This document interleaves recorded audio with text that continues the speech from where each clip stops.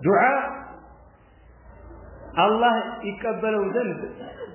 ሽሩጦች አሉት አዳቦች አሉት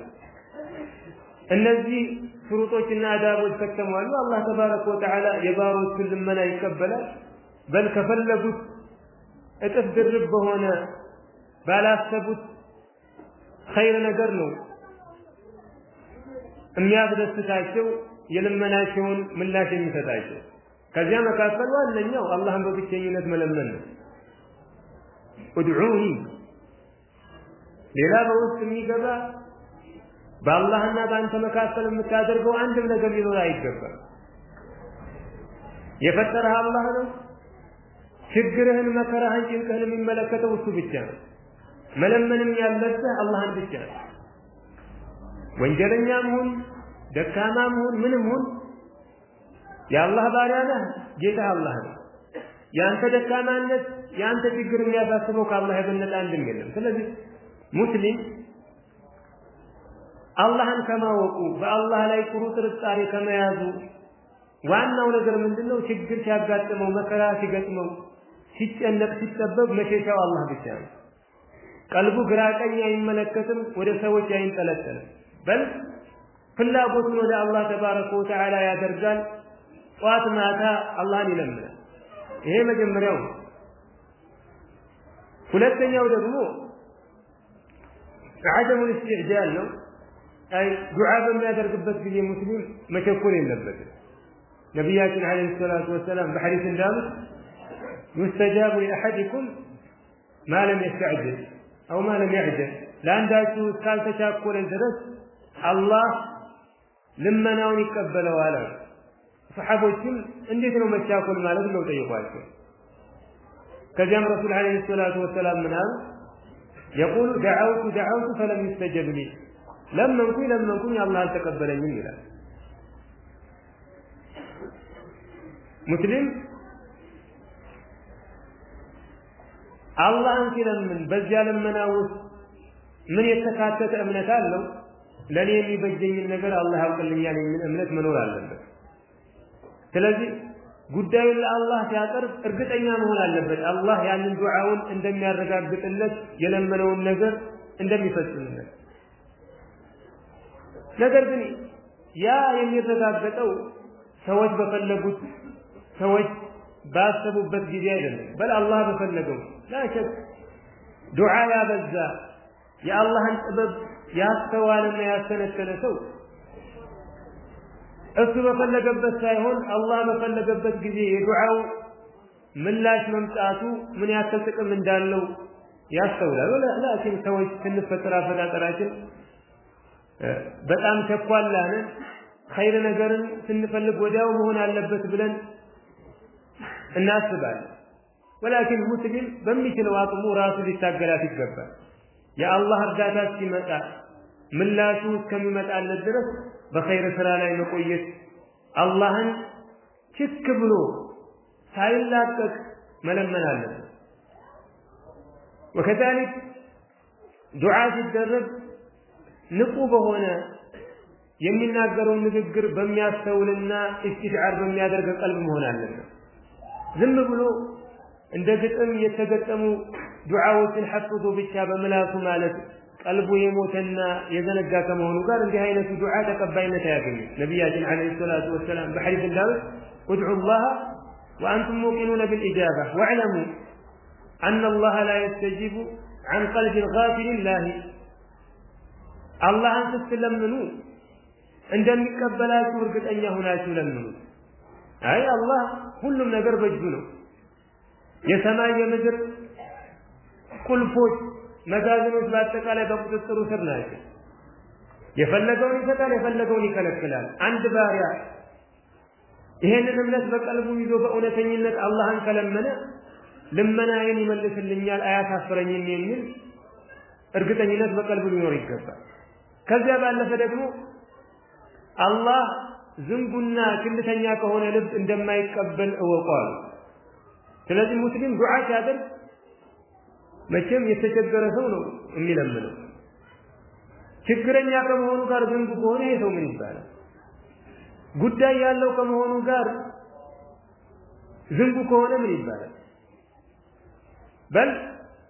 ያለብህን ችግር ፍላጎትን በደንብ ቀልብ ውስጥ በሚሰማህ መልኩ የምታቀርበው ንግግርህን ለሚሰማ ልመናህን ለሚቀበል ለጌታህ ለአላህ እንደሆነ አውቀህ ከለመንከው ያ ዱዓ ተቀባይነትን ያገኛል። وكذلك دعاء በምናደርግበት ጊዜ اعتداء አያስፈልግም ድንበር ማለት ادعوا ربكم تضرعا وخفية إنه لا يحب المعتدين ولا تفسدوا في الأرض بعد إصلاحها وادعوه خوفا وطمعا إن رحمة الله قريب من المحسنين بل المناكن دنبر مالك يا الليل اللون هلو دنبلو دعاء لا يمانتات أسفل مسلم دعاء لا بتلي نبياتنا عليه الصلاة والسلام دعاء وكل محفظنا للجانب التكم لاستجابهم لبركاهم يتشالل أبدان يوسف ራሱ በዝርዝር የተለያዩ ነገራቶችን አምጥቶ ደርድሮ ያንን ሁሉ መጮሁ የተሻለ ይመስላል። ይሄ ተተደ በል የነብያችን አለይሂ ሰላቱ ወሰለም ዱዓዎች አንድ ሰው በሚያጋጥመው ጉዳይ ላይ ሁሉ የሚለምንባቸው አድዒያዎችን አያጣ ከሳቸው ሱና ማለት ነው። ከነዚያ መካከል ይመርጣል። ከራሴም ደግሞ አደርጋለሁ ካለ አጠር አድርጎ ጀዋሚዕ የሆኑ ዱዓዎችን ነው الله تبارك وتعالى ملمن ያለበት وكذلك እንዳሳለፍነው ቅድም አንድ ሰው ዱዓው ተቀባይነት እንዲያገኝ ከሚያደርጉ ዋና ነገሮች መካከል አንዱ አላህን በደህንነት ጊዜ መለመን ማብዛት ነው። አንድ ሰው ናም ሲቸገር ሲጠበብ ወደ አላህ መሸሹ አያስወቅሰውም ኸይር ነው። አላህን ችግርን መከራን ጥበትን ያስገኘበት ዋናው ዓላማው ይሄው ባሮቹ ወደሱ ለማዞር ነው። ሌላ መሸሻ መጠጊያ እንደሌላቸው እንዲያውቁ ነው። ወላኪን ሙእሚን አላህን በሁሉም ሁኔታው የሚለምን መሆን አለበት። በደስታውም በሐዘኑም በሀብቱም በደህንነቱም በሁሉም ሁኔታ لذلك ዩኑስ عليه السلام እንደምናውቀው አሳ ነባሪ ውጧቸው በዚያ ጭንቅ ውስጥ ሆነው አላህን ለምነዋል። አይ ዩኑስ عليه السلام አላህ ከአገር ወጣ ብሎ ተያዛቸው ተናደው አገራቸውን ለቀው ወጡ። አላህ በዚህ ተቆጣና ዩኑስ عليه السلام በጀልባ ተሳፈራለሁ ሲሉ ያው ጀልባይቱ አልንቀሳቀስም ማለት ማዕበል መጣባቸው። የጀልባዎቹ ሰዎች ተመካከሩና ከኛ መካከል አላህ የተቆጣበት ሰው አለ፣ ስለዚህ እጣን ጣልና እጣ የደረሰበትን ሰው ከዚህ ጀልባ ላይ አንስተን ባህሩ ውስጥ እንወረውረዋለን ተባባሉ። እጣው ተወጣ። መጀመሪያ ሲነሳ ዩኑስ عليه السلام ላይ ደረሰ። ሰዎች ይሄ ሰው ደግ ሰው ነው እንዴት ብለን እንጠራዋለን እንድገማ። ሁለተኛ አሁንም ሲነሳ ዩኑስ عليه السلام። ሶስተኛ አሁንም ቢያ እሳቸው ናቸው እንግዲህ አነሱና ጣሏቸው። ከዚያ አሳ ነባሪ ዋጣቸው። አላህ ለምንድን ነው ይሄንን መከራ በዩኑስ عليه السلام ላይ ያመጣው? ኸይር ስለፈለገላቸውና የሚወዳቸው ባሪያው ስለሆኑ። እንደዚያ ባይሆን ኖሮ ከሀገር ወጥቶ የፈለክበት ሂድ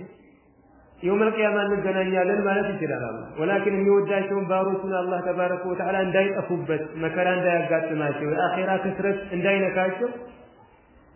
በተለያዩ መከራዎች ይጠብቃቸዋል፣ ወደሱ ይመልሳቸዋል። ዩኑስም عليه السلام ይሄ አሳ ነባሪ በዋጣቸው ጊዜ በጨለማ ውስጥ ጭንቀት ውስጥ ገብተው ሌላ መሸሻ የላቸውም፣ አላህን መስሻቸው لا اله الا انت سبحانك اني كنت من الظالمين ብለው ለመኑ። ሙፈሲሮች ምን ይላሉ? ዩኑስ عليه السلام ይሄንን ዱዓ ባደረጉ ጊዜ አርሽ አካባቢ ደከም ያለ ድምጽ ተሰማሉ። መላእክቶችም ያ ረብ በጣም የደከመ ሩቅ ድምጽ ነው፣ ግን ይሄን ሰው እናውቀዋለን። قال هذا عبد يونس ይሄማ ባሪያ ዩኑስ ነው፣ አምጾኝ ባህር ውስጥ አሳ ነባሪ እንዲወጣው አድርጌው ነው አድነዋለሁ ብሎ አላህ ተባረከ ወተዓላ ዩኑስ عليه السلام አዳናቸው። ከዚያ ደረጃቸውንም ከፍ አደረጋቸው። ከወንጀል በፊት ካላቸው ደረጃ የበለጠ ነው የተሰጡት ከወንጀሉ በኋላ። هلو يا الله تبارك وتعالى لطف بباروت والشاهد سلا يونس عليه الصلاة والسلام في الناقر الله منها فلولا أنه كان من المسبحين للبث في بطنه إلى يوم يبعثون أفتكو أي يونس عليه السلام أنين كم ياترون أنين كم يودسون كم يقلزون باروش مكاكل بايهون نورو